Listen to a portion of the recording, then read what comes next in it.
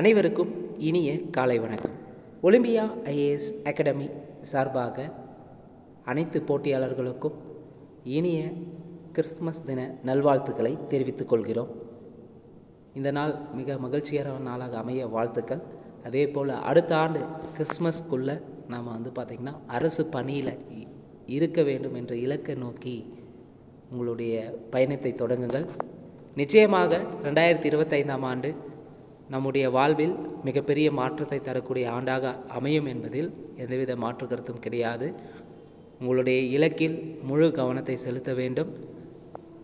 அந்த இலக்கை அடைவதற்கு தொடர்ந்து பயணிக்க வேண்டும்.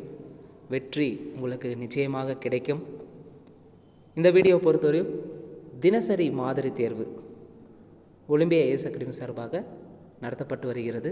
இந்த தினசரி மாதிரி தேர்வில் ஜென்ரல் தமிழ், ஜென்ரல் ஸ்டடீஸ் இரண்டு பகுதியிலுமே ஆல்டர்னேட்டிவாக டெஸ்ட் போயிட்டுருக்கு. இந்த வீடியோவை பொறுத்தவரையும் பொது தமிழில் இலக்கண பகுதியில் இருக்கக்கூடிய 30 கேள்விகளுக்கான விடை குறிப்புகளை பார்க்கலாம். இந்த வீடியோக்கான கொஸ்டின் பேப்பர் பிடிஎஃப் லிங்க் டிஸ்கிரிப்ஷனில் தரப்பட்டுள்ளது. தேவையானவங்க டவுன்லோட் பண்ணி டெஸ்ட் போட்டு பார்த்துக்காங்க. அதே போல் Olympia IAS Academy Telegram link சேனலும் தரப்பட்டுள்ளது, ஜாயின் பண்ணிக்காங்க. முதல் கேள்வி, சார்பெழுத்து எத்தனை வகைப்படும்? சார்பெழுத்துக்கள் 10 வகைப்படும். கேள்வி 2, செயலில் மொழிக்கு முதலிலும் இடையிலும் இறுதியிலும் நிற்கிற உயிர் நெட்டெழுத்துக்கள் தத்தம் அளவில் நீண்டு ஒலிக்கும்போது அதை குறிக்க நெட்டெழுத்துக்களின் இனமான குற்றெழுத்துக்கள் அவற்றின் பின்னால் வரும். இவ்வாறு வருவது டேஸ் எனப்படும். உயிரிழபடை எனப்படும். கேள்வி 3, ஓ ஓதல் வேண்டும் என்பது செய்லிசை அளபடை. கேள்வி 4, சொல் பற்றிய கூற்றுகளில் தவறானது எது? சொல் இரு திணைகளையும் 5 பால்களையும் குறிக்கும். மூவகை இடங்களிலும் வரும். உலக வழக்கிலும் செயல் வழக்கிலும் வரும். சொல் வெளிப்படையாக மட்டும் வருமானம் வராது, வெளிப்படையாகவும் வரும், குறிப்பாகவும் வரும் சொல். அப்போ இங்கே தவறானது ஆப்ஷன் டெல்லி. கேள்வி 5, கண்ணன் வந்தான் என்பது என்ன மொழி? கண்ணன் வந்தான் என்பது தொடர்மொழி. கேள்வி 6, இரு பொருள் தருக. 8 என்பது 8 என்ற எண்ணையும் எல் கூட்டல் தூ எல்லை உன் என்ற பொருளையும் தரும். 8 என்பது 8 என்ற எண்ணையும் எல் கூட்டல் தூ எல்லை உன் என்ற பொருளையும் தரும். கேள்வி 7, ஒரு வினை அல்லது செயலை குறிக்கும் பெயரானது எண், இடம், காலம், பால் ஆகியவற்றை குறிப்பாகவோ வெளிப்படையாக உணர்த்தாமல் வருவது தொழிற்பெயர் எனப்படும். தொழிற்பெயர்னா என்ன? ஒரு வினை அல்லது செயலை குறிக்கும் பெயரானது எண்ணையோ, இடத்தையோ, காலத்தையோ, பாலை ஆகியவற்றை குறிப்பாகவோ வெளிப்படையாகவோ உணர்த்தாமல் வருவது தான் தொழிற்பெயர் என்பர். கேள்வி 8, வினையாளனின் பெயர் பற்றிய கூற்றுகளில் தவறானது எது?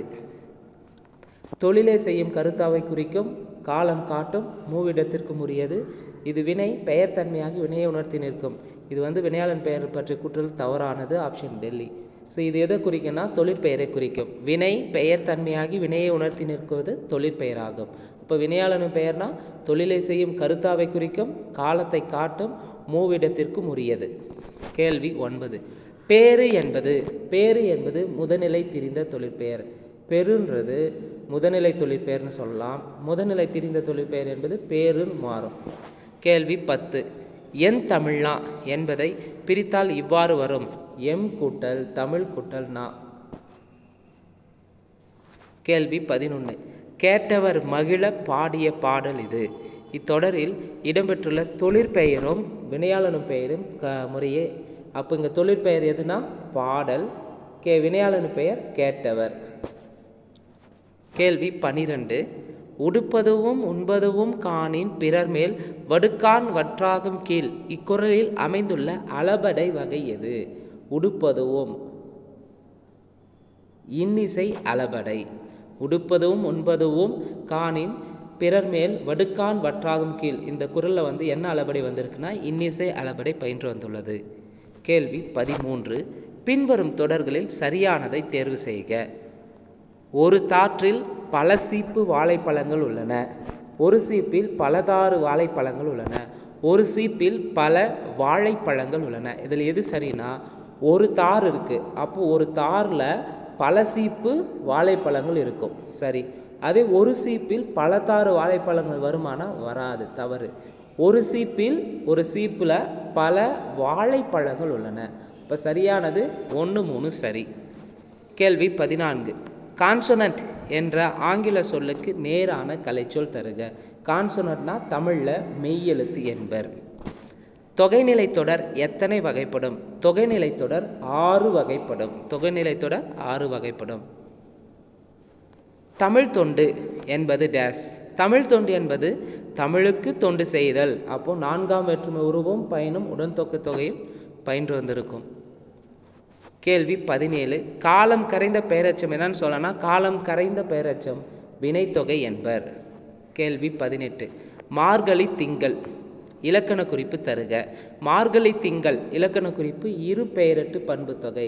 இரு பெயரெட்டு பண்பு தொகைன்னா என்ன? சிறப்பு பெயர் முன்ன இருக்கும். சிறப்பு பெயர் முன்றும் பொது பெயர் பின்னாடி இருப்பது இரு பெயரெட்டு பண்பு தொகைன்னு சொல்லலாம். இங்கே மார்கழி என்பது சிறப்பு பெயர், திங்கள் என்பது பொது பெயர். சாறை பாம்பு, அப்போ இங்கே சாறை பாம்பு என்பது சாறை என்பது சிறப்பு பெயர், பாம்பு என்பது பொது பெயர். அப்போது இது இரு பெயரெட்டு பண்பு தொகையில் வரும். மார்கழி திங்களும் சாறை பாம்பும். கேள்வி 19. தவறான இணை எது? இலக்கண குறிப்பில் தவறான இணை வினைத்தொகை. வினைத்தொகைனா கொள்களிர், கொன்ற களிர், கொளிரும் களிர்னு சொல்லலாம். ஸோ வினைத்தொகை வரும். உங்கள் தவறான இணை எதுன்னு பார்த்தீங்கன்னா பண்பு தொகை. சாறை பாம்பு என்பது பண்பு தொகையில் வருமானா வராது. சாறை பாம்பு என்பது இரு பெயரெட்டு பண்பு தொகையில் வரும். அப்போ தவறான இணை ஆப்ஷன் பாம்பே. மற்ற ஆப்ஷன் எல்லாமே சரி இருக்கும். ஊமை தொகை. ஊமை தொகைக்கு எடுத்துக்காட்டு மலர்கை. உம்மை தொகைக்கு எடுத்துக்காட்டு அண்ணன் தம்பி. அதாவது அண்ணனும் தம்பியும் என்பது வெளிப்படையாக வராமல் மறைந்து வந்திருந்தால் அது உம்மை தொகைன்னு சொல்லலாம். கேள்வி 20. எண்ணல், எடுத்தல், முகத்தல், நீட்டல் என்னும் 4 அளவு பெயர்களை தொடர்ந்து வருவது எது? எண்ணல், எடுத்தல், முகத்தல், நீட்டல் என்னும் 4 அளவு பெயர்களை தொடர்ந்து வருவது உம்மை தொகை. கேள்வி 21. பெரிய மீசை சிரித்தார் சொல்லுக்கான தொகையின் வகை எது? பெரிய மீசை சிரித்தார் என்பது என்னன்னா என்ன இலக்கண குறிப்புனா அன்மொழி தொகை. கேள்வி 22. தொகாநிலை தொடர் எத்தனை வகைப்படும்? தொகாநிலை தொடர் 9 வகைப்படும். தொகை 6 வகைப்படும். தொகாநிலை தொடர் 9 வகைப்படும். வினா 5 வகைப்படும். விடை 8 வகைப்படும்.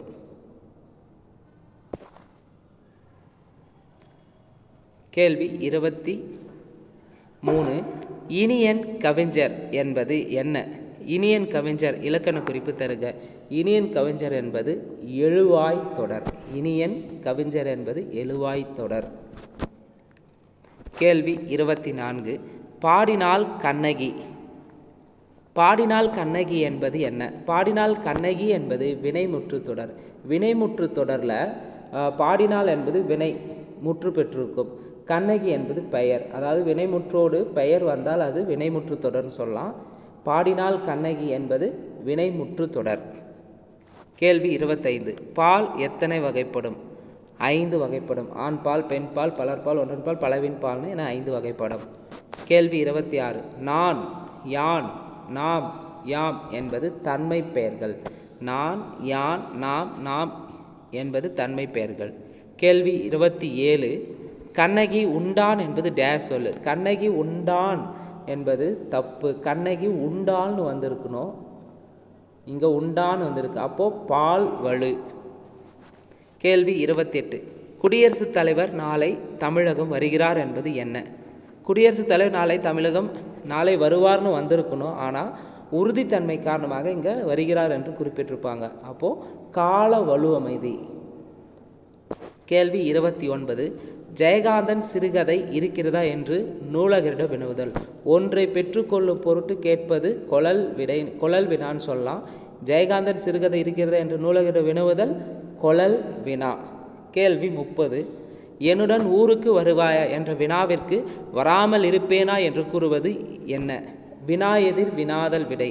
அதாவது ஒரு கேள்வி கேட்டதுக்கு அதுக்கு பதிலாக கேள்வியாகவே தொடுப்பது தான் வினா எதிர் வினாதல் விடை என்பர். என்னுடன் ஊருக்கு வருவாய் என்ற வினாவிற்கு வராமல் இருப்பேனா என்று கூறுவது வினா எதிர் வினாதல் விடை.